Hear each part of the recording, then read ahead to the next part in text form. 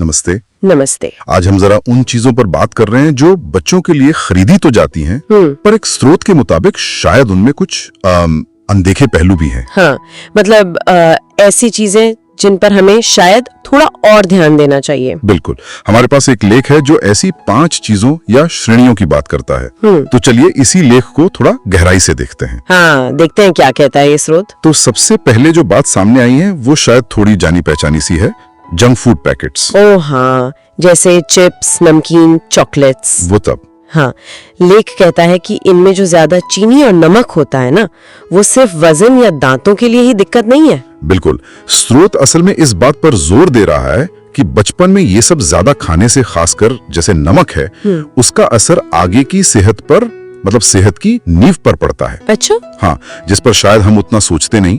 ये सिर्फ उस वक्त की कैलोरी की बात नहीं है, बल्कि लंबी अवधि में सेहत कैसी रहेगी उसकी शुरुआत है।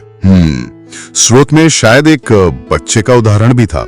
हाँ, एक 3 साल के बच्चे का जिक्र है जिसे मोटापा और दांतों की समस्या हुई थी इसी वजह से। ओहो, ये लंबी अवधि वाली बात वाकई सोचने वाली है। अच्छा, तो दूसरी चीज, खिलौने, खासकर सस्ते प्लास्टिक वाले। हाँ, खिलौने।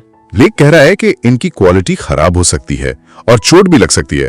एक बच्चे का हाथ कटने का जिक्र भी है इसमें। हाँ, वो तो है, टूट फूट का खतरा। पर स्रोत शायद इससे भी आगे की बात कर रहा है। मतलब? देखिए, सीधे तौर पर केमिकल्स जैसे थैलेट्स वगैरह का नाम तो नहीं लिया, पर इशारा ये है कि सिर्फ नुकीले किनारे या छोटे हिस्से ही खतरा नहीं है, बल्कि खिलौना किस चीज से बना है वो सामग्री भी मायने रखती है। हाँ, ये बात तो है। गुणवत्ता सिर्फ दिखने में नहीं, बच्चे की सुरक्षा के लिए जरूरी है, खासकर छोटे बच्चे जो हर चीज मुंह में डालते हैं। सही कहा, सुरक्षा मानक बहुत जरूरी है। अब आते हैं तीसरे पॉइंट पर, ये है स्क्रीन टाइम। हाँ, मोबाइल, टैबलेट, टीवी। और लेख के मुताबिक इनका बहुत ज्यादा इस्तेमाल दिमागी विकास और बच्चों के बर्ताव पर बुरा असर डाल सकता है। ये तो आजकल काफी सुनने में आता है। हाँ, पर स्रोत में एक बच्चे का उदाहरण है जो बातचीत से कतराने लगा था। क्या इसमें कुछ और खास बताया गया है? स्रोत इशारा कर रहा है कि ये सिर्फ सामाजिक दूरी बढ़ाने वाली बात नहीं है।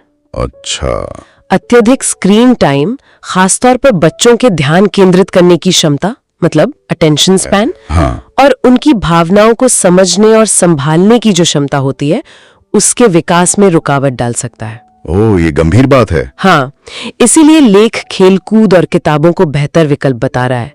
उनसे शायद ये कौशल ज्यादा अच्छे से विकसित होते हैं। ध्यान और भावनाओं पर असर, ये जरूर ध्यान देने वाली बात है। अच्छा, चौथी चीज, कपड़े। कपड़े, उनमें क्या दिक्कत? लेख में कहा गया है कि बहुत टाइट या खुरदुरे सस्ते कपड़े बच्चों को परेशान कर सकते हैं।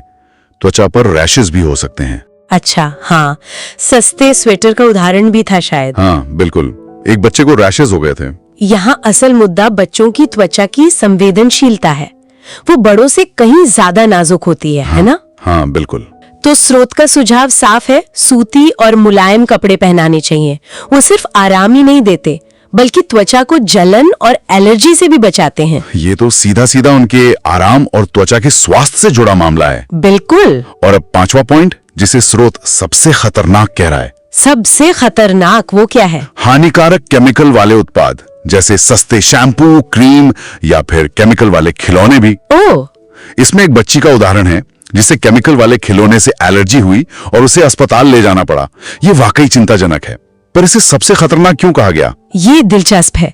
शायद इसलिए क्योंकि इन केमिकल्स का असर सिर्फ तुरंत दिखने वाली एलर्जी तक सीमित नहीं होता। मतलब? असर ज्यादा गहरा और लंबे समय तक चलने वाला हो सकता है। ये अनदिखे रसायन त्वचा के जरिए शरीर में जा सकते हैं। ओहो। इसीलिए लेख कह रहा है कि प्राकृतिक या प्रमाणित सुरक्षित सर्टिफाइड सेफ चीजें चुननी चाहिए, क्योंकि यहाँ खतरा सिर्फ बाहरी नहीं, अंदरूनी भी हो सकता है। समझ गया। तो कुल मिलाकर इस लेख ने हमें 5 मुख्य बातों पर सोचने को मजबूर किया। जंक फूड के लंबे असर, खिलौनों में सिर्फ टूट फूट नहीं बल्कि सामग्री का जोखिम, स्क्रीन टाइम का ध्यान और भावनाओं पर असर, कपड़ों का त्वचा पर सीधा असर और केमिकल्स का वो छिपा हुआ गहरा खतरा। हाँ। संदेश साफ है कि बच्चों के लिए कुछ भी खरीदते वक्त थोड़ी ज्यादा जानकारी और थोड़ी सावधानी बरतनी चाहिए। बिल्कुल। स्रोत का निष्कर्ष भी यही है कि सोच समझकर खरीदारी करना भी देखभाल का ही एक तरीका है। और यह हमें एक बड़े सवाल पर सोचने को मजबूर करता है ना, कि हम रोजमर्रा की खरीदारी में सुविधा और कीमत के साथ साथ बच्चे की सेहत और विकास पर पड़ने वाले इन छोटे छोटे अनदेखे प्रभावों का संतुलन कैसे बना सकते हैं। हाँ, ये वाकई एक अहम सवाल है जिस पर सोचा जाना चाहिए।